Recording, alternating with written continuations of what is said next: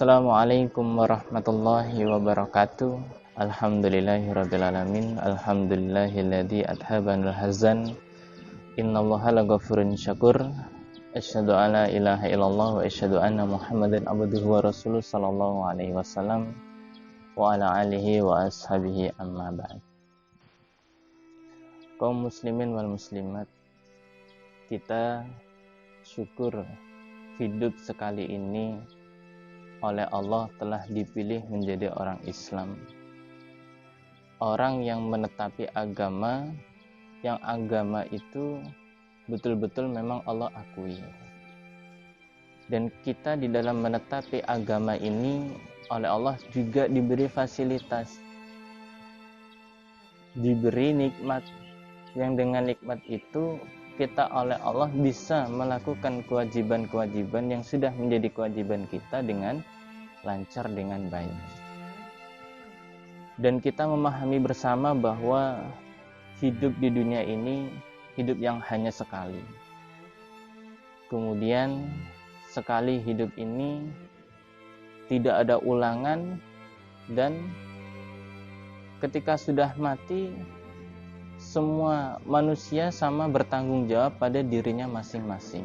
Setelah semua orang mati, di situ oleh Allah bangkitkan, maka teringatlah pada sebuah hadis yang Nabi sabdakan di dalam hadis Muslim, diriwayatkan oleh Abu Hurairah, anin Nabi sallallahu alaihi wasallam, qala sab'atun yudilluhumullah fid dillihi yauma la dilla illa dilluhu.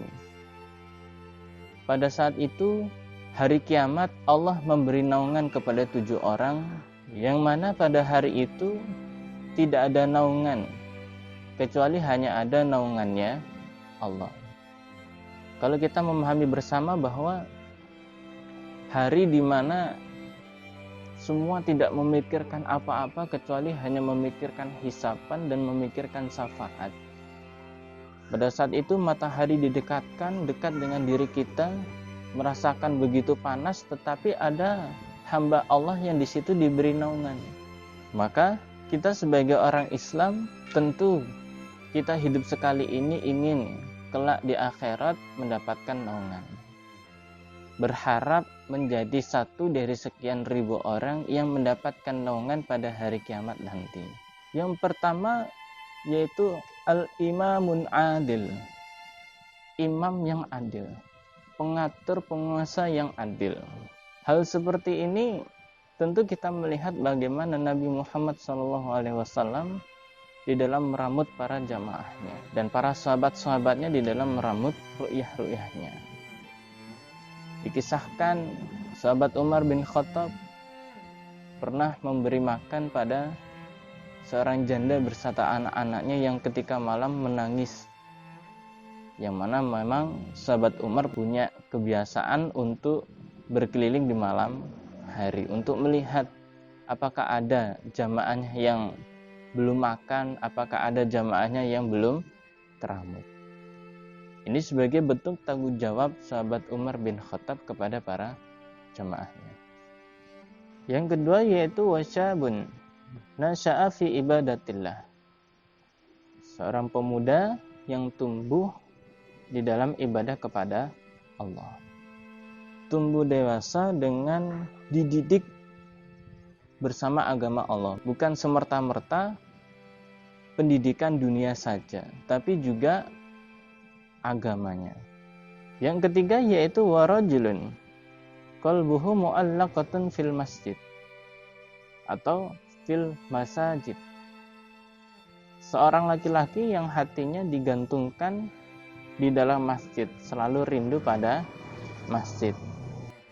Jadi selalu rindu pada masjid, selalu ingin berada di dalam masjid. Kalau kita melihat seperti ini, zaman dulu ada sahabat hidup di zaman Nabi, yang mana sahabat ini tidak begitu terkenal namun menjadi orang yang selalu dicari oleh Nabi, yaitu sahabat Julaibib, di mana beliau orangnya sederhana, bahkan jauh dari kata sempurna, hidupnya berada di dalam masjid, selalu dekat dengan masjid, tidak punya apa-apa.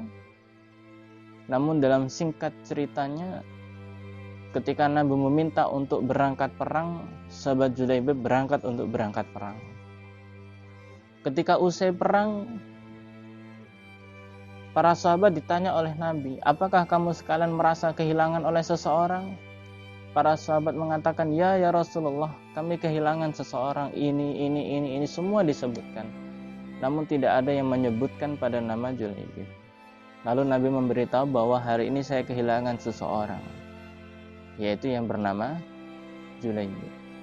Seketika itu sahabat sama mencari, dan ditemukanlah sahabat Julaibib terbunuh. Di depannya ada 7 orang yang meninggal. Seorang Julaibib bisa membunuh 7 pasukan. Luar biasa. Seketika itu Nabi langsung menggendong pada Julaibib dan meminta sahabat Ali untuk menggali liang lahat, liang kubur.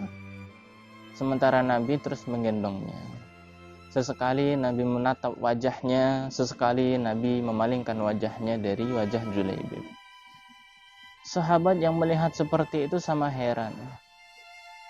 Kenapa ya Rasulullah engkau memalingkan wajah engkau dari Julaibib? Lalu Nabi menjawab bahwa aku melihat para bidadari-bidadari di surga sana sama iri denganku ketika aku menggendong Julaibib.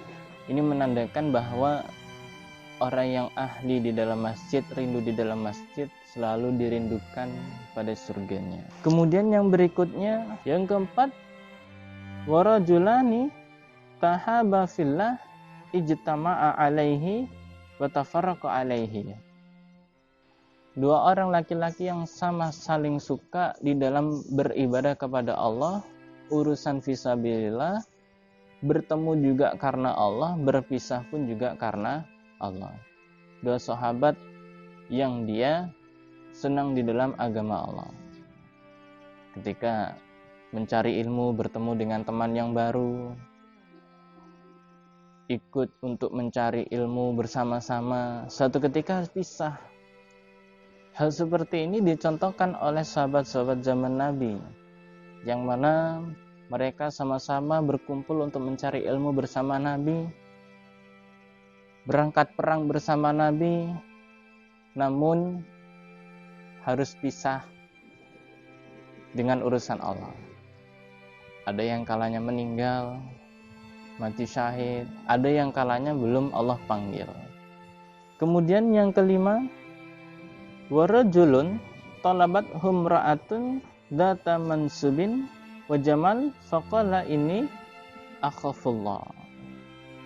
Seorang laki-laki yang diajak berhubungan intim dan perempuan yang mempunyai pangkat dan kecantikan, namun rajul itu mengatakan ini akhafullah, aku takut kepada Allah. Seorang pemuda, seorang laki-laki yang di situ diajak untuk berhubungan intim, namun dia menolak karena tahu bahwa hal itu suatu perzinaan.